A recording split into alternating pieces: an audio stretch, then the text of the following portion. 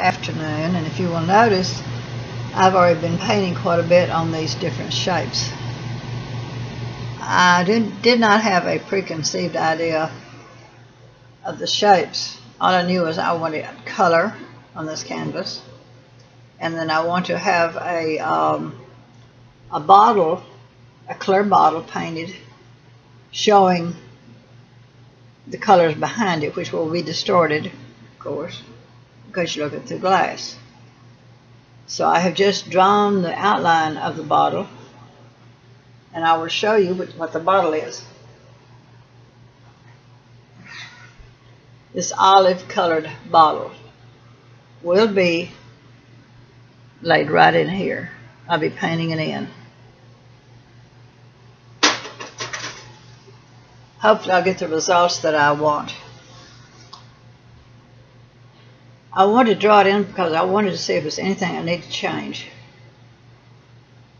There's 2 or 3 things I need to change. Right off the bat, if you look right in here, this shape runs right into the bottle, which is a no-no. You want things to pass through and not to connect unless it is literally connected. So I'll bring this color, which is a purplish red, all the way through up here.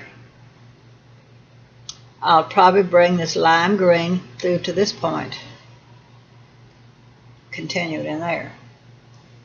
Other than that, I will dull the color a little bit back in here. Of course, now the different shades of highlights and darks and all of the glass will help distort some things. I'll be working with each block, give it more definition and texture. And that's what I started out to do. You can call it an ice cream cone if you want to, or a snow cone. This is a shape I want to show, a cone shape. That's a basic shape. A circle or a round item. This could be considered a cylinder shape. Then you have the squares, triangles, and that's how the world is built on starting out with basic shapes. We want to bring everything alive. We want that brush to look just as much like a brush as we can make it look. I wanted this to look kind of like a piece of board, like a paneling, and it does look, see the wood grain. I'm not sure what I'll decide about this. Each individual block, the color and texture is decided upon as a separate project, but so that it will fit everything around it. The light's coming from the left. I'm going to show that by putting the shadows on the right side and below each object.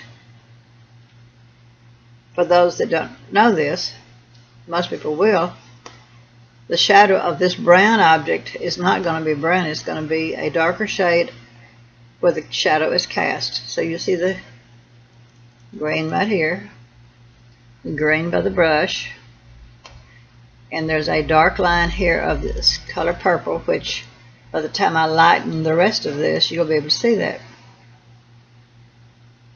This balloon or ball or whatever you want to call it will have a shadow here because I'm going to lighten it around it.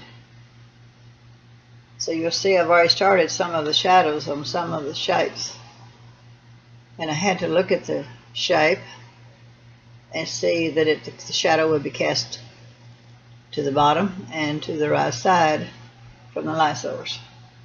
So that's why you'll see some shadows. Everything in here should cast a shadow. This shows definition and it shows depth. It shows interest. And when I get all this worked out around here and I'm pretty satisfied with it, I'll start putting more detail in the bottle. Right now, I had liked this particular color and placement of it. This green cylinder, or gosh, that could have been a pool ball to shoot pool, but I don't know what it was. It's just a shape. You see, if you notice this line connects to this line, that's a no-no. I was taught that it should overlap or not connect at all. So I may make this into a larger shape. I probably may change the shape and bring it out. Overlap this. And so that it doesn't look like it's inside the bottle. The bottle is clear without any liquid. It will show a line at the bottom. It will show highlights and dark areas as you would see in a natural, clear, olive green bottle. So as I work, I may be doing some explaining or just showing what I'm doing. This color of violet is just so pretty. It was the same color as this, which is the same color of that. And all of that being the same color, it's not pleasing to the eye. So I mixed another shade of blue with the violet to come in here and give it just some different textures. You might say that this could be a book or a box, but I have to do some reshaping once I decide what it is. This above it here is another object. I'm not sure what it is. All I know is there is a red stripe and a blue stripe that don't seem to have any definition at all except just for the color. Most everything else down here you will be able to figure out what it is or what you think it is. And that's what abstract and paintings are good for. They're a good mental exercise to look and see what you see in that painting. Each person that looks at this painting or any painting will come up with a different conclusion. I just noticed that I put the shadow line right here by the shape. Now I've got to go back and do a dark yellow, kind of an ochre color shadow, where this casts a shadow on this. And I have to put a shadow on this little loop. Very often you see the abstract artists will too do these loops like this. Usually more than one in a painting.